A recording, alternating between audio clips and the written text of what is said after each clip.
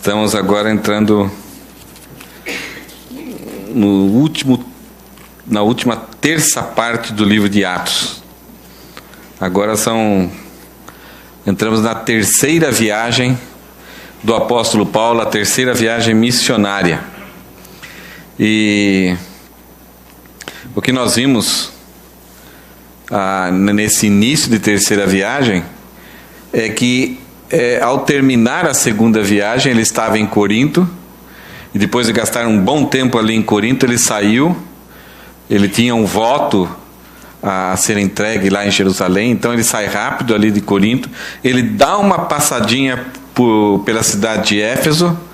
As pessoas, talvez, não sei se foi o próprio voto que ele tinha, que ele raspou a cabeça, as pessoas sabendo que ele era judeu e sabendo do conhecimento dele. Então, aquele pouco contato que eles tiveram com Paulo, as pessoas de Éfeso gostaram muito dele e queriam que ele ficasse mais, mas ele tinha uma missão a ser cumprida, ele tinha um alvo a ser cumprido, era uma necessidade, era um voto que ele tinha dado para Deus para entregar lá em Jerusalém, e ele deixa Priscila e Áquila ali naquela região, em Éfeso, e vai embora.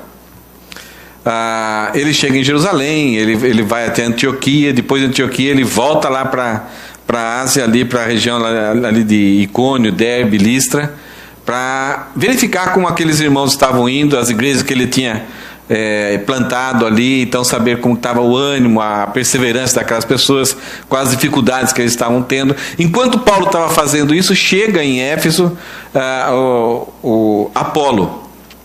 E Apolo, por ser um judeu, né, que conhecia os ensinamentos de Jesus, a leitura que Jesus fez corretamente do Antigo Testamento, então ele pregava com muita utilidade para os judeus. Só que ele não entendia corretamente tudo aquilo que era a mensagem de Jesus, que era a vinda de Jesus, a encarnação de Jesus.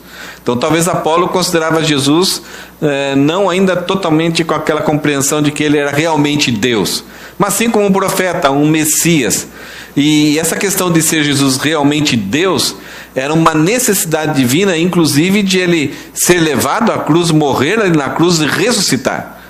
Então talvez são essas questões que Priscila e Áquila, depois de ter visto Apolo pregar, chamaram Apolo para num canto, uma lanchonete ou ali no seu trabalho, e falaram para Apolo: olha, tem algumas coisas ainda que você não compreende corretamente e que há uma necessidade de você saber.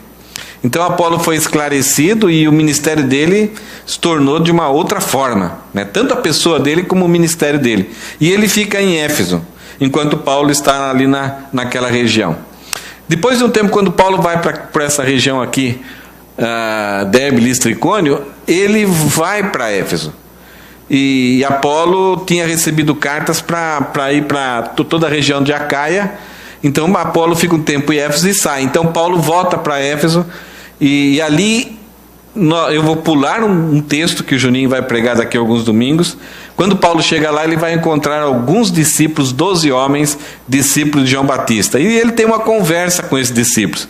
Há uma mudança muito importante ali, e é uma última etapa nessa questão da formação da igreja, esse encontro de Paulo com os discípulos de João Batista. Depois que Paulo faz isso, Paulo então se estabelece ali em Éfeso. Que cidade que era Éfeso? Nós temos algumas fotos do culto anterior. Então a foto aqui do lado esquerdo superior é o templo da deusa Diana, então com pilastras ali de quase 20 metros de altura, tudo mármore. Essa parte, a laje era de mármore. Eu não sei como essas pessoas naquela época, sem o ferro, sem o cimento, conseguiam fazer essas construções. Aí você tem ali do lado direito uma biblioteca, uma livraria, uma biblioteca, eles davam muito valor para isso. Você tem o estádio, aqui acho que está difícil de ver, né? Aqui tem um estádio para quase 25 mil pessoas. Então, naquela época eles já faziam. Nós temos uma ideia de que há 2000 anos atrás a coisa era muito primitiva. E aí você vê algumas dessas construções, você fica assim um pouco impressionado. Eles tinham um esquema de dutos de águas que percorriam pelas montanhas de uma tal forma que e dessas montanhas eles irrigavam toda a cidade, tanto para fornecer água, como também para casos de incêndio, eles tivessem água suficiente para socorrer. E hoje é muito fácil, hoje não importa onde você está, você joga para um lugar alto, constrói uma caixa d'água e de lá a água é transmitida para qualquer lugar. Mas naquela época não tinha bombas, então como fazer isso? E eles conseguiam, né? Eles conseguiam usando o relevo, usando toda aquilo que estava disposto nas suas mãos, na natureza. Então você vê isso, a beleza, tanto os gregos construindo isso e depois os romanos construindo mais coisa ainda. Eu coloquei um videozinho ontem do YouTube, que eu achei no YouTube, sobre um pouco esse sistema de construção. E tem de Éfeso, é algo muito bonito, vale a pena, num certo sentido nos envergonha, porque nós achamos que estamos na ultramodernidade, e aquelas pessoas sem eletricidade, sem caminhão, sem carro motorizado, sem guincho, tudo na talhadeira. Então eles construíam algumas coisas assim impressionantes, né? Vocês já ouviram falar? Desculpa, apaga isso que eu acabei de falar agora. Nós estamos nos pequenos grupos estudando o livro de Deuteronômio. Nós estudamos Gênesis, Êxodo, Levíticos e Números. Vamos completar aí com o livro de Deuteronômio. Esses 5 livros são livros escritos por Moisés.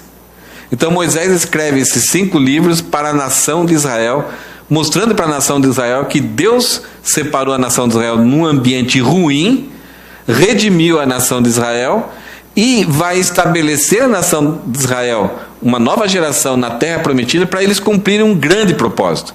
Então, para espalhar a pessoa de Deus, espelhar a pessoa de Deus para todas as outras nações. Então, esse é o grande propósito que a nação de Israel tem para a existência da nação de Israel. Então, quando Moisés está nos seus últimos momentos, as últimas horas, inclusive ele foi impedido de entrar na terra prometida, Deus leva ele até um monte para Moisés simplesmente contemplar e não poder entrar na terra prometida. Até Moisés dá uma reclamadinha para Deus ali e Deus chega, basta, chega de conversa, você não vai entrar. Porque Moisés teve um problema ali e Deus então tirou esse privilégio que Moisés poderia ter. E essa geração que está prestes a atravessar o Rio Jordão e tomar posse da Palestina, para essa geração então Moisés escreve o livro de Deuteronômio. São 3 sermões. Moisés, com 120 anos, é como se ele estivesse pegando um filho que está prestes a ir para um lugar muito longe e viver sozinho. Então há uma grande oportunidade, vai ter muitas alegrias, descobertas, vai ter um grande crescimento, mas também vai ter perigos. E o seu filho está indo lá por um objetivo, por uma razão, por uma necessidade, para cumprir alguns alvos, algumas metas para a sua vida. Mas ao mesmo tempo vai ter situações que podem fazer com que essas metas e esses propósitos sejam destruídos, sejam desperdiçados. Então você, como pai, você chegaria para o seu filho, né, e vem aqui, vamos conversar. Olha, cuidado no aeroporto, cuidado de perder as malas. Se é no Brasil, então, ou se você vai para o Brasil, né? Quando os japoneses foram para o Brasil assistir a Olimpíada, quantas recomendações, né? Quando você estiver lá, cuidado com isso, não deixar a mala longe. Então são vários conselhos. E algumas vezes você está investindo, né? Se é o pai que está investindo para o filho fazer um curso, fazer uma faculdade, um treinamento, e ele vai ter contato com muitos estudantes, com muitas oportunidades, depende da cidade que é, você vai dar outros conselhos ou talvez algumas ordens, uma certa comissão. E no livro de Mateus, no capítulo 28, os 2 últimos versículos, Jesus dá uma comissão. Jesus ressuscitado reúne os seus discípulos, depois de consolá-los, depois de agrupá-los, depois de fazer com que eles entendessem que era uma necessidade ele ter morrido e ter ressuscitado, que agora eles vão formar a igreja. Jesus Cristo vai enviar o Espírito Santo para eles formarem a igreja e espalharem e terem uma missão. Então Jesus deixa de uma forma bem resumida o que nós chamamos de a grande comissão, esse grande conselho de alguém agora que, olha, vocês vão, eu vou subir, eu não vou estar assim fisicamente com vocês, vou mandar o Consolador para estar com vocês, mas vocês vão. Então é uma ordem, é um propósito, é uma missão, por isso que é chamado comissão, e está lá em Mateus 28, versículos 19 e 20. Vocês conhecem esse texto. Ele é chamado de a grande comissão. Daí, posteriormente, em Atos 1:8, Jesus com os discípulos vai usar uma outra linguagem, agora de uma forma mais prática. Mas em Mateus 28, versículos 19 e 20, está escrito assim, Jesus fala para os discípulos: portanto, vão e façam discípulos de todas as nações, batizando-os em nome do Pai, do Filho e do Espírito Santo. Ensinem esses novos discípulos a obedecerem todas as ordens que eu lhes dei. E lembre-se disto: estou sempre com vocês até o fim dos tempos. Vocês conseguem ver a linguagem aqui de Jesus? Vão, né? Ide, fazei discípulos de todas as nações, preguem, batizem, ensinem. Eu estou com vocês todos os dias, até quando tudo isso terminar e eu voltar. Então isso daqui é chamado de a grande comissão, é o grande propósito da igreja. Em Atos 1:8, eu não coloquei o texto aqui, mas vocês conhecem. E vocês receberão do alto poder e ser-me-eis testemunhas, tanto em Jerusalém, na Judéia, Samaria e confins da terra. Esse versículo é quase que um sinônimo da grande comissão. Vão, e estou com vocês, vocês receberão poder, é a mesma coisa. Vocês serão minhas testemunhas, isso é, vocês vão pregar, vocês vão fazer discípulos em Jerusalém, Judéia, Samaria e confins da terra. O livro de Atos é praticamente a narrativa histórica do cumprimento desses dois versículos. Os discípulos recebendo o poder, se tornando igreja de Jesus, saindo, pregando, fazendo discípulos e tendo a companhia de Jesus todos os momentos. Agora, o texto que a gente vai ler, o Juninho já leu e nós vamos dar uma olhadinha nele hoje, nós podemos encontrar a seguinte verdade: o cumprimento da grande comissão muitas vezes é impulsionado pela oposição. O que Jesus disse para os discípulos em Mateus 8 é: ide, vão, façam discípulos. Mas aí você fica: mas Jesus, quando der eu vou, né? Se der eu vou. Obrigado, Jesus, pelo convite, legal, gostei, né? Quando é grande comissão, não significa que é uma opção, nós temos uma escolha, uma alternativa. Não, é uma ordem. Desobedecê-la, não cumpri-la, é desobediência. Então a grande comissão é algo que pertence à realidade da nossa vida, à verdade da nossa vida, à existência da nossa vida. Nós podemos e temos oportunidade, e Jesus e Deus nos abre portas para muitas coisas, né? Para sermos trabalhadores em empresas, donas de casa, esposo, em uma variedade muito grande. Mas ao fazer isso, cumprir essa missão, a grande comissão, é a prioridade e é a necessidade, é a obediência. Ao estarmos nessas situações, nós devemos sempre estar preocupados em cumprir a grande comissão, em fazer discípulos e ser testemunhas tanto em Jerusalém, Judéia, Samaria e até os confins da terra. Mas uma das coisas que mais nos atrapalha e algumas vezes nos desanima, algumas vezes nós não obedecemos. Nós recebemos a comissão, mas não obedecemos porque não tenho jeito, não gosto, eu quero ser beneficiado por aquilo que Deus tem para mim. Mas obedecer e ter que falar de Deus, ter que anunciar Deus, tem que falar que Jesus purifica dos pecados, perdoa os pecados, não tenho jeito, eu não gosto, as pessoas não vão. Então muitas vezes eu faço uma opção para não obedecer. Só que algumas vezes eu faço a opção para obedecer.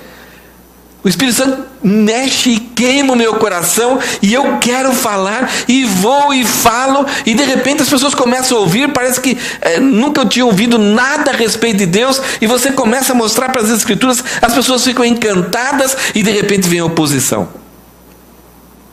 Vem alguém te insultando, te humilhando, te combatendo, falando mal de você, inventando histórias de você, e aí você fala, puxa, acabou.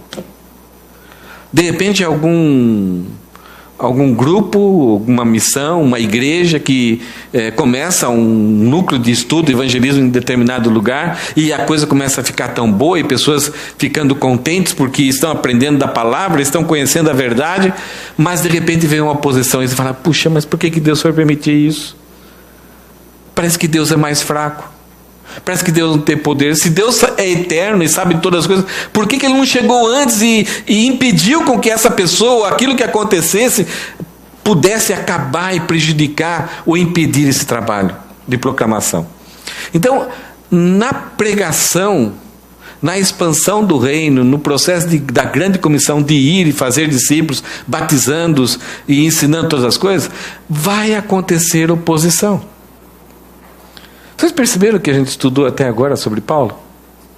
Teve lugares que ele achou que daqui eu não saio vivo.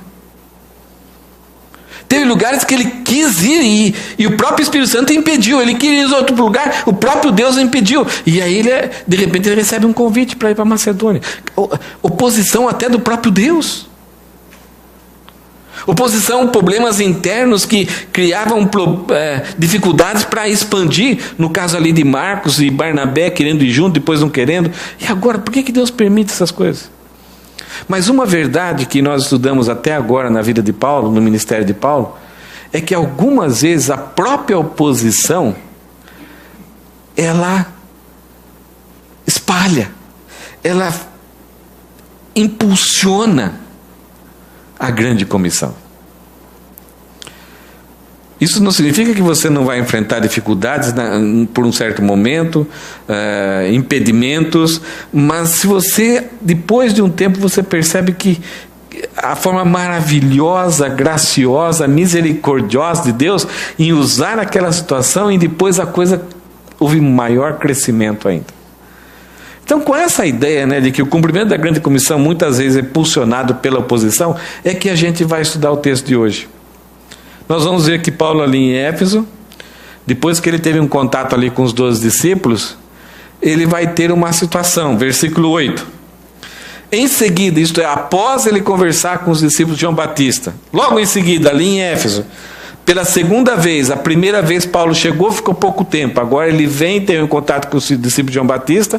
E agora, depois desse contato, em seguida, Paulo foi à sinagoga e ali pregou corajosamente durante 3 meses, argumentando de modo convincente sobre o reino de Deus. Isso é aquilo que Jesus falou. Vão e preguem. Ide e pregai, em outras versões. O que Paulo fez? Conversou com os discípulos e em seguida ele foi num lugar aonde era mais fácil o ponto de contato, que era as sinagogas. O que eram as sinagogas? Quando a nação de Israel foi exportada por causa da disciplina lá para a Babilônia, não tinha templo lá. Então Ezequiel começou a preparar casas para se estudar as Escrituras, e Daniel colaborou com isso. Depois Jeremias vai para o Egito, não tem essa oportunidade. Mas Ezequiel prepara ambientes para que a palavra de Deus seja estudada e preservada, e pais serem treinados para comunicar aos seus filhos a respeito de quem era Deus, para que o conhecimento de Deus, quem era Deus e o plano de Deus para a nação de Israel não se perdesse. Então, com essas reuniões nos lares, com vários lugares, e aí se espalhou, e o pessoal ficou empolgado de não perder o contato com a palavra de Deus, essas reuniões passou a ter o nome de sinagoga. Isto é, ajuntamento, encontramento. É aquilo que a gente faz durante a semana aqui. A gente vai para uma casa, lá na casa da Aline, senta no chão, o Daniel no meio lá, brincando, e a gente conversando, e abrimos o texto bíblico, conversamos sobre o texto bíblico, depois comemos, e na casa da Aline é o único lugar que eu janto, né? Que o Rogério sempre janta, chega do serviço e me oferece um prato, né? Então, os outros eu como lanchinho, mas lá na Aline é especial, né, Aline? E aí isso acontecia lá, na sinagoga, nesse encontramento. Só que aquilo que era vida, aquilo que eram pessoas, aquilo que era carne e osso, depois de um tempo passa a ser o nome de um prédio. Não é isso que aconteceu também com a igreja? Igreja somos nós. É o grupo de pessoas salvas por Cristo, que foram chamadas para fora do mundo, e que se reúne para aprender e adorar e servir a Deus. Mas para facilitar essa reunião, nós muitas vezes construímos um certo prédio assim, com recursos que possam facilitar a reunião. E depois de um tempo, esses prédios receberam o nome de igreja. E é o que nós falamos, vamos para a igreja hoje. Não, eu, igreja, estou indo para um lugar onde vou encontrar com parte da minha igreja, da Igreja de Jesus Cristo, para adorarmos juntos. Se nós nos reuníssemos lá num parque, lá está a igreja. A igreja não é o prédio, não é o templo. Somos nós. Somos pessoas. Somos templo do Espírito Santo. E o que Paulo faz? Ele foi à sinagoga, onde tinha judeus que conheciam as Escrituras, que tinham tradição de conhecimento, e alguns eram mestres nas Escrituras, sabiam do Antigo Testamento, sabiam da necessidade do homem ser redimido, dos sacrifícios que apontavam para uma expiação, para a redenção. Então era só falar para eles que todas as profecias que Davi e Isaías anunciaram, que Abraão anunciou, todas as profecias foram cumpridas em Jesus. Então o Messias veio. Nós não precisamos mais esperar pelo plano de Deus da redenção. O plano já se realizou. Então era mostrar que Jesus tinha sido feito, falado, pregado. E aí as pessoas ouviriam. Então você não precisaria começar do zero. Você tinha ali pessoas que conheciam muito as Escrituras. Até os 13 anos. Quando um garotinho fazia uma cerimônia de passagem para a vida adulta, um garotinho judeu aos 13 anos, ele passava por uma cerimônia que ele tinha que demonstrar que ele sabia decor os 5 livros do Antigo Testamento, os livros de Moisés. Esses livros que nós estudamos. Ele sabia de cor. Agora, depois dos 13 anos, esse ensino, esse aprendizado aumentava muito mais. Então imagine Moisés chegando lá e falando algumas coisas, como tudo isso acabava tendo muito sentido. E olha o que Paulo fez aqui. Paulo foi à sinagoga e ali pregou corajosamente. A ideia aqui é com audácia, sem aquela timidez. Não é porque o cara estava bravo assim, não. Não, corajosamente, é de mente aberta, de intrepidez ali. Ele estava com vontade, ele não tinha impedimento nenhum. E ele pregou isso durante 3 meses, argumentando de modo convincente sobre o reino de Deus. Então mostrando, olha, está vendo aqui que Davi, isso bate com o que Jesus fez. Está vendo que Isaías falou? Que ele ia morrer, que ele ia ser sacrificado, tal. Ele era uma ovelha muda, um matador. Aqui Jesus fez isso. Então argumentando, deixando bem claro. Não simplesmente fazendo reuniões onde fecha o seu olho e agora sinta. Não, a questão era lógica. A questão está em cima do conhecimento, da verdade, da palavra de Deus. Paulo não seduzia aquelas pessoas. Ele levava elas a entenderem a revelação proposital e lógica da palavra de Deus.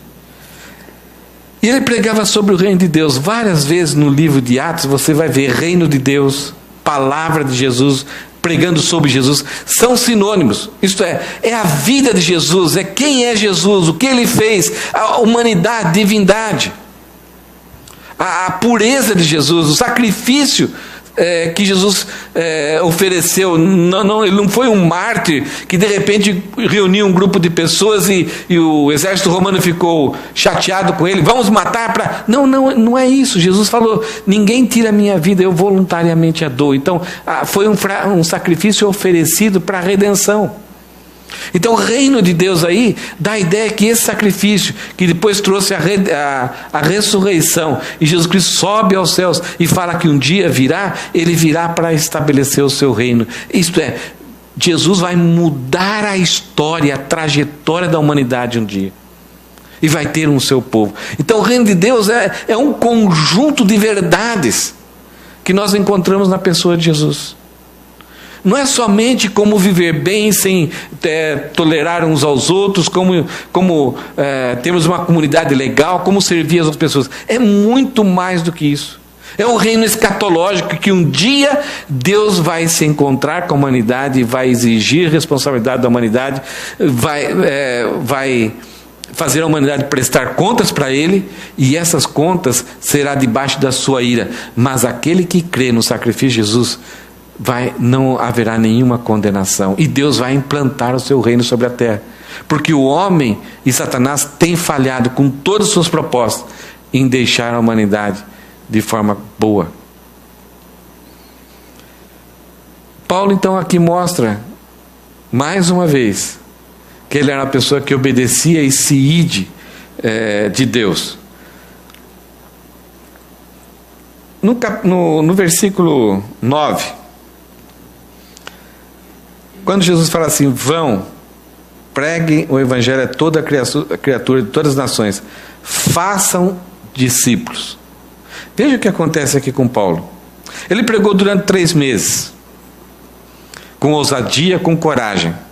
No versículo 9 vai falar assim, mas, depois dos 3 meses, alguns dos judeus que estavam ali na sinagoga se mostraram endurecidos, rejeitaram a mensagem e falaram publicamente contra o caminho. É mais um nome a respeito do reino de Deus, essa mensagem que Paulo, esse conjunto de verdades que Paulo comunicava, esse grupo de pessoas que acreditavam nessas verdades, eram chamados as pessoas do caminho, aqueles que estão no caminho. Então Paulo conseguiu ficar 3 meses, em alguns lugares não conseguia ficar tanto tempo assim. Ele conseguiu ficar entre os judeus durante 3 meses, mas chegou uma hora que os caras, não aceito, e deram basta. Eles ficaram endurecidos, o coração era de pedra. Eles não aceitavam que todo aquele esforço que eles fizeram por muito tempo para serem religiosos, usarem aquelas roupas, cumprirem todos os preceitos da lei, desde a circuncisão e todas as cerimônias, o sábado na sexta-feira, começando na hora certinha, terminando com todas as cerimônias, com todas as comidas, com todas as recitações, com todos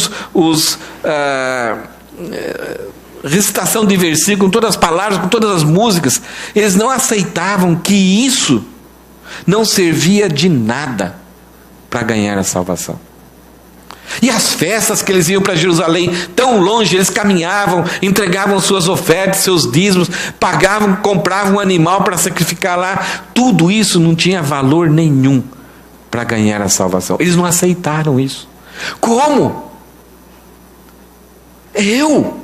Sempre o religioso, eu não sou igual ao gentio. Eu não sou igual àquele bandido, àquela mulher sem honra nenhuma. Eu sou religioso. Eu sempre fui obediente aos meus pais e toda a minha vida não tem uma mácula só. Como que eu também preciso me arrepender e crer em Jesus Cristo para a minha salvação? Eles precisam, eu não. Então eles ficaram endurecidos. Aquela palavra que trazia salvação, trazia graça de Deus, eles não aceitavam que eles tinham que ser salvos pela graça. Eles criam que eles tinham que ser salvos pelos méritos. E por causa disso, quando Paulo prega isso, e cada vez mais argumentava de forma coerente, corajosamente, eles foram se endurecendo. No começo parecia uma coisa meio inofensiva, mas chegou um momento em que Paulo falava, ou sim ou não, ou você crê ou não crê. Se você crê, seus pecados são perdoados. Se você não crê, você já está condenado. Então, por causa dessas palavras de Paulo, de graça, de amor, eles endurecem, rejeitam, não queremos mais você aqui, para. Então tomaram algumas providências, e não somente isso, começaram a falar publicamente para várias pessoas, inventarem histórias a respeito das pessoas que estavam no caminho, para que outras pessoas não pudessem ouvir e crer. Só por curiosidade, assim, esse ministério de Paulo e as pessoas que estavam acompanhando Paulo acabaram sendo prejudicados por histórias inventadas. Então, o cara lá, não sei o que lá, Paulo faz isso, Paulo faz aquilo. Então, eram histórias inventadas sobre Paulo e sobre as pessoas que estavam acompanhando e crendo em Cristo. Mas sabe uma das coisas que geralmente as pessoas daquela época inventavam a respeito dos crentes, dos cristãos? É que eles eram canibais. É uma coisa que em toda a sociedade, gente, algumas vezes houve algumas sociedades assim violentas, né, que os bárbaros, conta-se histórias que eles comiam a carne dos seus inimigos, de repente decepava a cabeça e usava o cérebro assim como se fosse, o crânio, né, como se fosse um copo, como se fosse um prato, só para humilhar e mostrar que eles eram poderosos.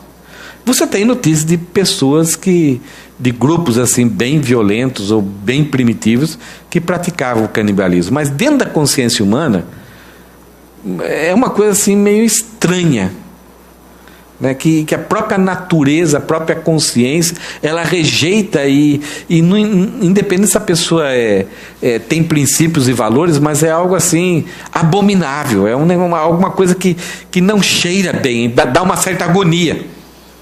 Então, quando Paulo está pregando e a sociedade sabia, aquele grupo lá, eles saíram do judaísmo, eles falam que Deus vai vir vai implantar o seu reino, que todos precisam se arrepender, e agora os judeus que estão endurecidos e rejeitaram, começaram a falar, eles são canibais também. Eles comem o corpo de um cara que morreu e bebem o sangue dele.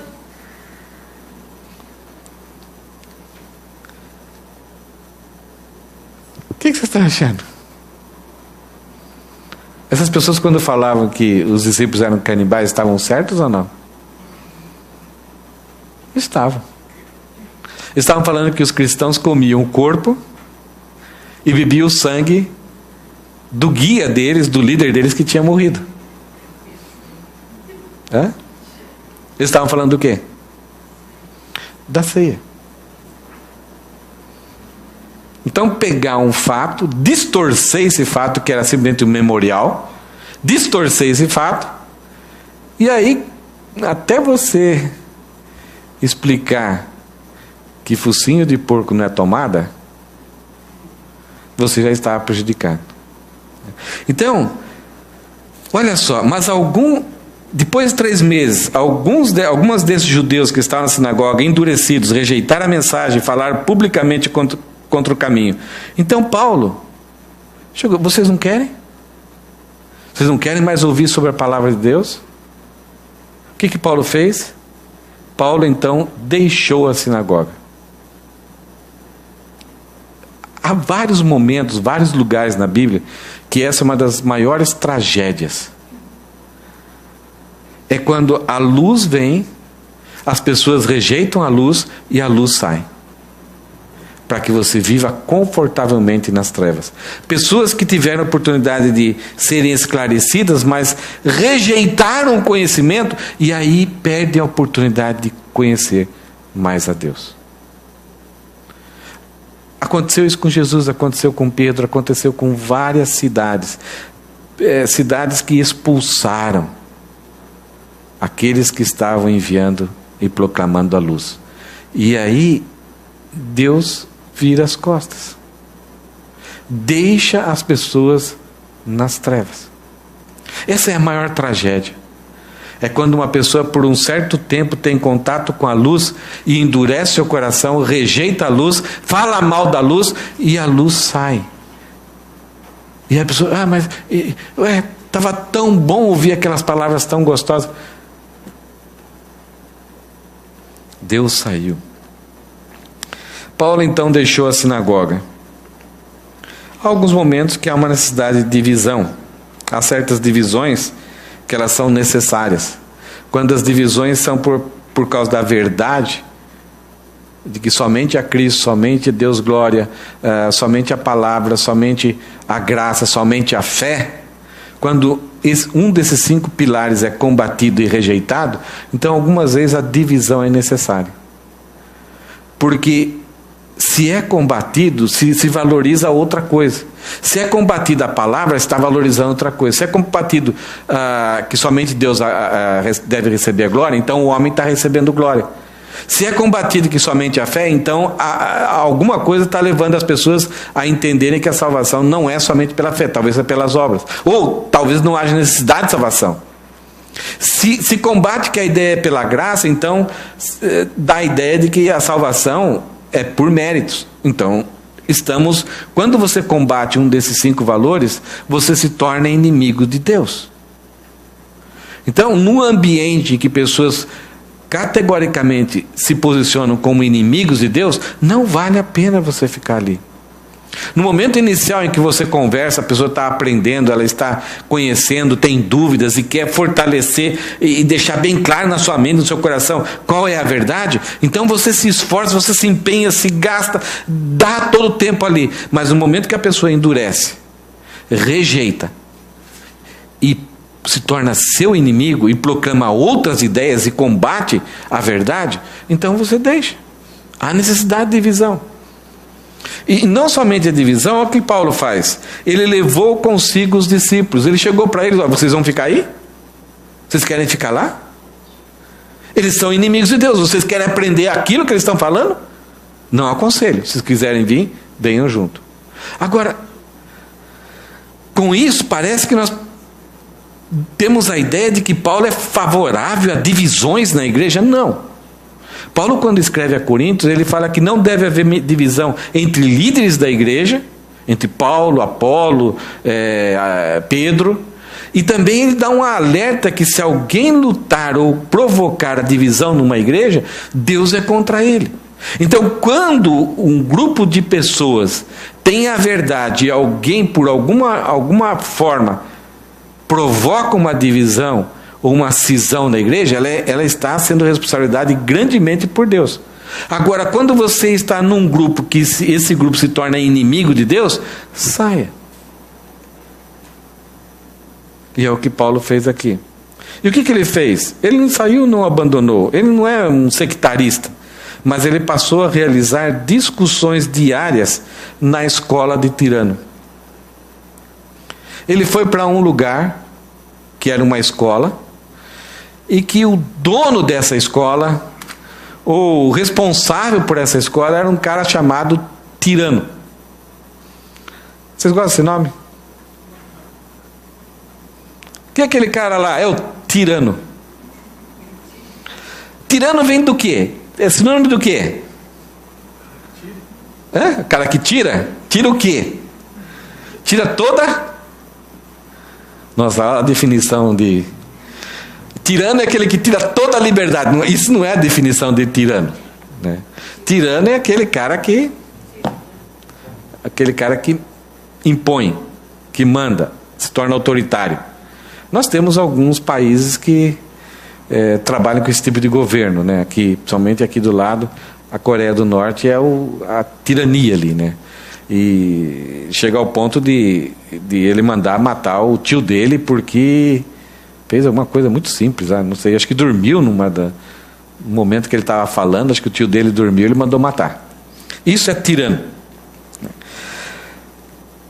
Ninguém sabe, poucas pessoas sabem quem era esse camarada. Alguns acham que ele era um apelido dele, talvez o cara era muito rígido, exigia muito. Alguns falam que talvez seria uma escola de filosofia. Então esse cara talvez promovia a ideia, o ensino, de que para você ser filósofo tem que organizar a sua vida de forma muito rígida. E talvez ele exigia muito dos seus alunos. Era um ambiente, era uma escola. Tinha todo o ambiente, todas uma situação para abrigar pessoas para aprender. Só que tinha uma coisa muito interessante. Alguns manuscritos falam a respeito de como Paulo usou essa escola. Nós não sabemos se ele pagou ou se ele conheceu esse camarada, percebeu que num certo horário do dia ninguém usava esse local e ele foi lá e conseguiu ocupar esse local por um certo tempo. E esses manuscritos falam que Paulo usava esse lugar das 11 horas da manhã até as 4 horas da tarde. Legal, né? Sabe por quê? Ninguém usava a escola nesse horário. Havia um provérbio dizendo o seguinte, que entre 1 hora e 2 horas da tarde, durante o dia, da tarde, né, uma hora até 2 horas da tarde, havia mais gente dormindo em Éfeso do que a 1 hora e 2 horas da manhã. É a chamada siesta, né? A gente conhece isso por causa dos mexicanos. Oi? Rio-Né, né? Não tem jeito, é tão quente e é improdutivo. Então, essa região aí de Éfeso, as pessoas acordavam muito cedo e chegavam até às 11 horas, almoçava e dormia.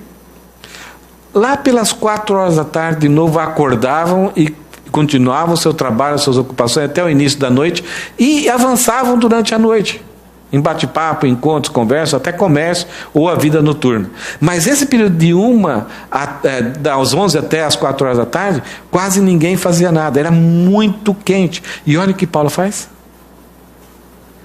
Ele leva os seus discípulos para aprenderem, para fortalecerem, para treinar esses discípulos durante o pior momento do dia, sem ar-condicionado.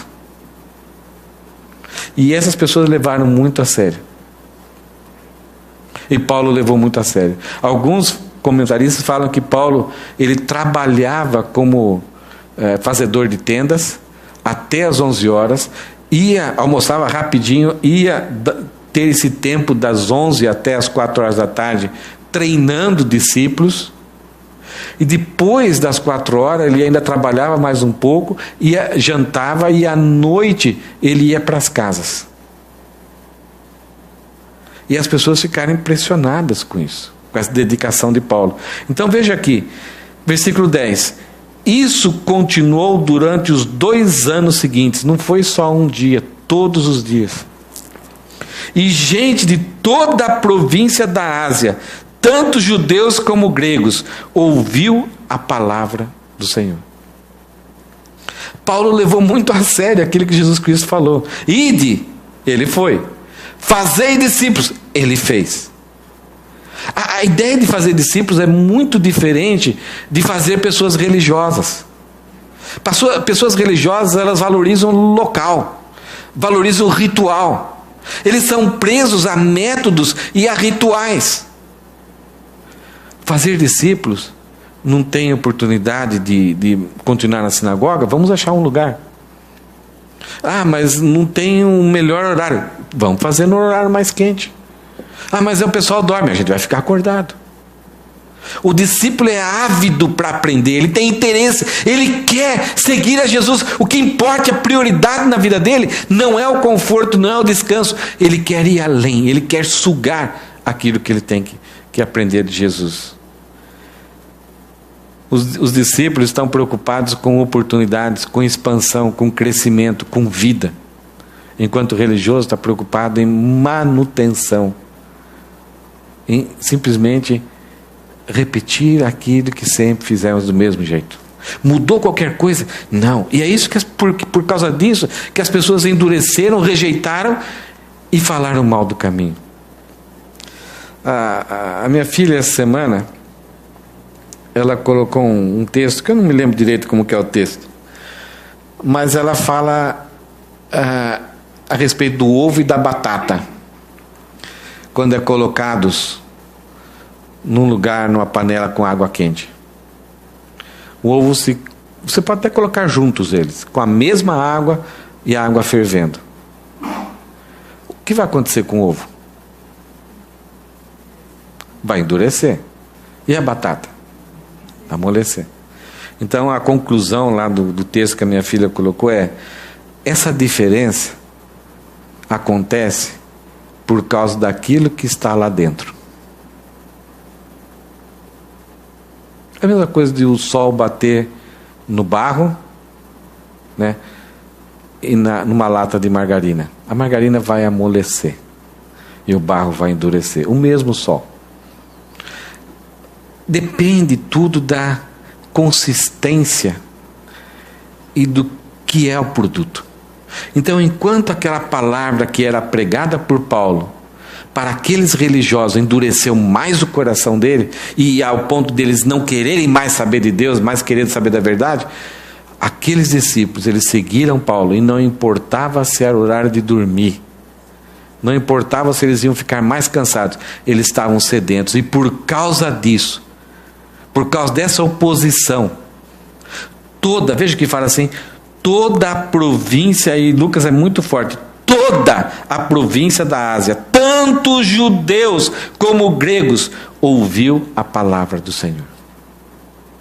Por causa da obediência de Paulo, e por causa que essas pessoas resolveram na sua vida: eu vou ser um discípulo de Jesus. E ao ser, tiveram que trabalhar mais cansados, perderam o soninho da tarde, mas estavam absorvendo toda a verdade pregada por Paulo. Na grande comissão nós temos façam discípulos. Paulo fez discípulos. E aí tem uma promessa no final da grande comissão, eis que estou convosco todos os dias até a consumação dos séculos. E veja só o versículo 11. Deus concedeu a Paulo o poder de realizar milagres extraordinários, quando lenços ou aventais usados por ele eram colocados sobre enfermos, estes eram curados de suas doenças, e deles saíam espíritos malignos. Uau! Uma das coisas que nós vemos principalmente na vida de Jesus falava aquilo, desnorteava um pouco as pessoas. Como isso? Os próprios discípulos tinham muita dificuldade, principalmente naqueles 3 capítulos de João, quando Jesus pega os discípulos, leva para ali para o cenáculo e começa a falar para eles começam a fazer perguntas. Depois Jesus dá uma dura neles, eles não falam mais. Jesus, vocês precisam fazer perguntas. Jesus está sabendo que em alguns momentos ele vai ser preso, vai ser julgado, vai ser crucificado, e ao mesmo tempo está preparando os discípulos, dando as suas palavras. Aquilo desnorteia os discípulos, mas em todo o seu ministério, tanto os discípulos, mas as pessoas ficaram desnorteadas pela mensagem de Jesus. Palavras que algumas vezes mostravam que Jesus era muito grande. Eu e o Pai somos um. Antes que Abraão existisse, eu sou. E ao mesmo tempo Jesus se apresentando como uma pessoa muito humilde. Quem é esse? Várias vezes, principalmente no livro de Marcos, surge a pergunta: quem é esse? Quem é esse? E aí Deus abre os céus e realiza milagres através de Jesus para confirmar, autenticar, bater o seu carimbo: este é o meu filho amado, o que ele diz é verdade. E isso aconteceu na vida de Paulo, na vida de Pedro, na vida dos apóstolos. Eles comunicavam, eles pregavam, e em determinadas circunstâncias, situação, quando era sempre novo, aquilo que eles falavam, Deus acompanhava com sinais. Eles não promoviam, eles não faziam campanha, eles não programavam, eles não anunciavam, eles não prometiam, as coisas aconteciam. Para haver uma autenticação, uma vindicação de que aquilo que eles falavam era carimbado ali por Deus. Eu talvez podia ter feito uma brincadeira aqui com vocês. Nesse momento, assim, nessa hora que eu estou falando, de repente eu ia pedir para o Juninho, talvez, pegar uma bexiga e estourar essa bexiga. O Juninho está lá atrás. O que aconteceria? Susto. Mas depois do susto? Hã? Oi? Dá risada. Mas não, pensem claramente. Pum! O que aconteceria? Vocês levam um susto, e imediatamente vocês fariam o quê? Hã? O que é? Desperta, alguns acordariam. Senhor, tenha misericórdia, né? Mas o natural que... por exemplo, uma vez eu estava ali em Pombache, eu estou caminhando assim, tá, o que acontece naturalmente com você? Naturalmente você escuta o barulho, você ouve o som, e sua mente, é interessante, como que é um processo aqui, você até identifica da onde que vem o barulho, e você vai lá para ver o que está acontecendo. No Rio de Janeiro, você sai embora, né? Você não pode ver o que está acontecendo. Mas esse é um processo muito normal, né? De você escutar algo e quer verificar com seus olhos. Então, o ver e ouvir, muitas vezes o ver e ouvir, até o crer, é até meio confundido com o oida, né? É de ver. Né? Você confirmou com os seus próprios olhos. E nesse ministério de Jesus, de Paulo, de Pedro, dos apóstolos, Deus fazia isso. Havia um som. E esse som era novo, era diferente. Era estranho para as pessoas, não entrava na cabeça deles. Mas Deus vinha confirmar. Autenticar. Naquela época, naquele momento, na vida dos apóstolos, tanto autenticando o chamado dos apóstolos, mas como autenticando também a verdade que eles estavam pregando. E há alguma coisa muito estranha aqui, porque isso acontece semelhante a Pedro. Havia uma crendice nessa época, nós vamos ver, continuar no livro de Efésios, nós vamos ver algumas crendices, mas todos os povos daquela época, quanto mais longe da tecnologia, até em países muito tecnológicos como o Japão, há muitas crendices. Histórias inventadas que alimentam por séculos e séculos coisas que são sobrenaturais, miraculosas, mas nunca ninguém provou e comprovou. Mas a crendice segue em frente, então vai em frente. Havia uma crendice no tanque de Betseba que as pessoas ficavam ali e os aleijados ficavam tudo ali ao redor, e de repente a água seria agitada por um anjo e o primeiro que pulasse dentro seria curada. Nunca se ouviu que alguém foi curado por um anjo. Mas havia aquela crendice, então, na dúvida, vou ficar lá. Então era um lugar onde era um depósito de pessoas enfermas. E uma das crendices que era muito popular em todos os povos, é que alguém que tinha poder, alguém que tinha uma certa capacidade assim espiritual, que pudesse abençoar alguém, dominar um grupo de pessoas, você poderia até colocar, pisar ou ser atingido pela sombra, que ia acontecer alguma coisa boa para vocês. Fizeram isso com Pedro. E uma das coisas que também falavam é que se você pegar objetos como aventais ou roupas assim, e você tocar e levar para sua casa, você também será curado, algum milagre vai acontecer. E se tocar, se lembra daquela mulher com fluxo de sangue? Ela olhou para Jesus: se eu tocar na veste do seu vestido, eu serei curada. Essas crendices existiam e as pessoas dependiam e seguiam em frente, mas nunca se teve relatos que essas crendices provocaram algum milagre, alguma cura. Só que Deus, na sua forma soberana, não promovendo essas crendices, mas só provando que, olha, vocês acreditarem em inutilidades por muito tempo, mas eu sou o autor de todo o poder, a mim pertence todo o poder. Então Deus acabava até utilizando essas crendices para, opa, agora aconteceu. Então de repente essa mulher, havia muita gente que tinha essa crendice, e essa mulher toca em Jesus, ela é curada. Jesus, opa, de mim saiu o poder.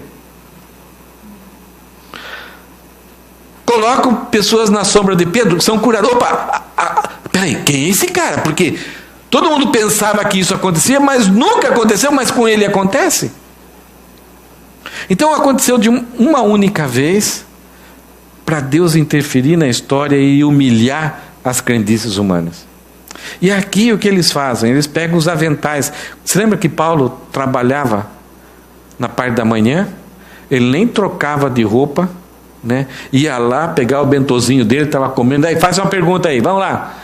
E daí, se estudaram aquele texto lá, estava comendo com a sua roupa, com né, aquelas toalhinhas na cabeça por causa do suor, uns aventais que seriam panos que eles enrolavam para encardir, e era trabalhando com couro. Então era um suor misturado com produtos e com restos dessa química do couro. Então é um negócio muito nojento e fedido. E Paulo estava ali, de repente ele tirava, deixava aqui, as pessoas pegavam e levavam, e aquela crendice que nunca produziu nenhum milagre, agora produziu. Deus humilhando as crendices humanas e carimbando e autenticando. Aqui tem alguma coisa diferente que vocês nunca tiveram, mas agora vocês têm que ouvir. Então era a vindicação do ministério e da autoridade da palavra de Deus. Então é essa ideia. Escutou barulho, né? Um barulho diferente. A gente olha, e ao olhar eles viram que Paulo é diferente. Vai acontecer na próxima mensagem, daqui 2 domingos, que alguns vão tentar fazer a mesma coisa e vão levar uma surra. Vai ser exatamente o placar que foi Brasil e Alemanha, 7-1, só que invertido. A gente vai chegar lá. Gente, o que nós vimos hoje? Essa situação de Paulo. Dedicação total, obediência à grande comissão, e encontrou oposição. E mesmo na oposição, a oposição propagou, facilitou, expandiu o crescimento. Toda a Ásia foi abençoada pela fidelidade de Paulo e daquelas pessoas que acompanharam ele, que ficaram todos os dias das 11 até as 4 horas da tarde, aprendendo, sendo treinadas. E fazer discípulos não é fazer pelo discípulo. Essas pessoas foram treinadas, aprenderam da palavra e começaram a falar. Não foi Paulo que alcançou toda a Ásia. Foram esses discípulos que foram se espalhando, comunicando, falando para os judeus, falando para os gentios. E enquanto aqueles judeus que ficaram na sinagoga, eles são canibais, eles são isso, são aquilo, eles estavam pregando, estavam falando, e o crescimento, a expansão da mensagem do reino se tornou inevitável. Ninguém segurou. E ainda mais, Deus mostrava que estava satisfeito e promovia milagres extraordinários. Sabe o que está falando isso? Quem narrou isso? Lucas, o médico. E Lucas, no original, ele fala o seguinte: milagres não comuns. Ele usa um negativo para tornar a palavra positiva. Lucas está falando assim: o milagre já é extraordinário. O milagre é alguma coisa diferente de tudo aquilo que acontece. É surpreendente. E os milagres, tanto de Jesus como de Pedro e de Paulo, eles não são sintomáticos. Eu estou com uma dor de cabeça, eu estou com uma dor de barriga, eu tenho uma dor aqui, eu tenho uma dor aqui, e eu tenho uma dor aqui no ombro que não passa. E de repente, não era sumir uma dor, era alguém que era cego e passava a enxergar. É alguém que era coxo e passava a andar. Eu não vou falar mais, pode ser que eu inverta, né? O cego começa a andar mas são milagres orgânicos que nem os médicos conseguiriam produzir, por mais tecnologia que houvesse. tanto em Jesus como em Pedro, como Paulo. Da mesma forma, Deus estava conosco. Deus estava com eles. Eis que estou convosco. Deus está. Nós queremos essa promessa. Deus, que bom que Deus está conosco. Deus está conosco no momento que a nossa vida está cumprindo a grande comissão. Quando nós estamos rejeitando a sua palavra, quando estamos endurecendo nosso coração, Deus é contra nós.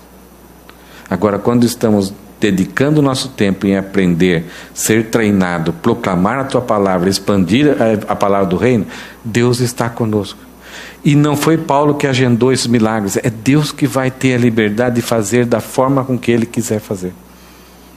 E o grande problema é que ao longo da história, aquilo que era uma coisa boa, como igreja, eram pessoas e passaram a idolatrar ambientes, o mundo, tanto a igreja nos séculos passados, ela pegou isso que Deus fez de milagres e se tornou numa idolatria. E idolatrou pessoas. O que a gente pode aplicar esse texto para nós? Não vamos conseguir conhecer mais de Deus se não conhecermos a Bíblia. Há uma necessidade da gente gastar, reservar um tempo do dia, talvez o tempo mais difícil, e dedicarmos a aprender, sacrificar alguma coisa. Nós não conseguiremos aprender, saber quem Deus é, se nós não conhecermos melhor a Bíblia. Indo fazer discípulos não é um convite, é uma ordem. E isso inclui inicialmente a família. Inclui posteriormente a igreja. Então nós temos que, entre nós aqui, estarmos fazendo discípulos, nos reproduzindo para alcançarmos mais. O trabalho não é de uma pessoa, de algumas pessoas, de uma elite de pessoas. Então, indo fazer discípulos é uma ordem. Então inclui família, igreja, no trabalho, na escola e qualquer convivência. Porque é pregar, ensinar, envolver as pessoas com a igreja, e fazendo isso, nós, por mais oposição que nós podemos enfrentar, nós podemos ter a certeza e a consciência de que Deus está conosco, Jesus está conosco. Agora, ao fazer isso, eu tenho que ser fiel à mensagem cristocêntrica. E ao ser fiel, há uma garantia de Deus que ela vai ser rejeitada. Eu não posso tentar cumprir a grande comissão mudando a verdade anunciada por Jesus para ela ser mais aceita, mais adocicada, tentando evitar rejeição. Não, olha, Deus não tem problema com o seu pecado, você não precisa se arrepender, você precisa ser só, Deus tem um grande plano para a sua vida, Deus tem um sonho para a sua vida. Colocar ingredientes que não pertencem à palavra de Deus para a pessoa abraçar a Deus com a sua sujeira, sem arrependimento, sem confissão de pecados e sem renovação, sem regeneração. Eu não posso mudar a palavra enviada por Jesus. Agora, não mudando, tenha certeza, como Jesus, como Pedro, como Paulo, a mensagem em você será possivelmente rejeitada. O poder, a capacitação e a realização provém de Deus. Você tem vergonha? Você é gago? Você não lembra de versículos? Que bom. São essas pessoas que Deus quer usar. São essas pessoas que Deus quer simplesmente que estejam dispostas a serem usadas por Ele. Pois Ele não quer usar pessoas que se acham autossuficientes, se acham capacitadas, que se acham bam, e que, Deus, pode deixar comigo que eu chego lá, eu dou conta do recado. Ele não quer usar essas pessoas. Ele quer usar pessoas que tremem na base. Paulo, com tanto conhecimento, ele fala que chegou em Coríntios com temor e tremor, apavorado. E ele ficou 3 anos lá. Então o poder, a capacitação e a realização da grande comissão provém de Deus. Ele estará sempre conosco. E se for necessário, se for do agrado dele, se for da vontade dele, se ele julgar por bem, ele pode fazer umas maravilhas que você mesmo é o que vai ficar mais assustado. E as pessoas vão falar que foi feito por vocês. É o que nós vimos no texto aqui, né? Qual o versículo que fala lá? Deus concedeu a Paulo o poder de realizar milagres extraordinários. Talvez era coisa, Paulo orava.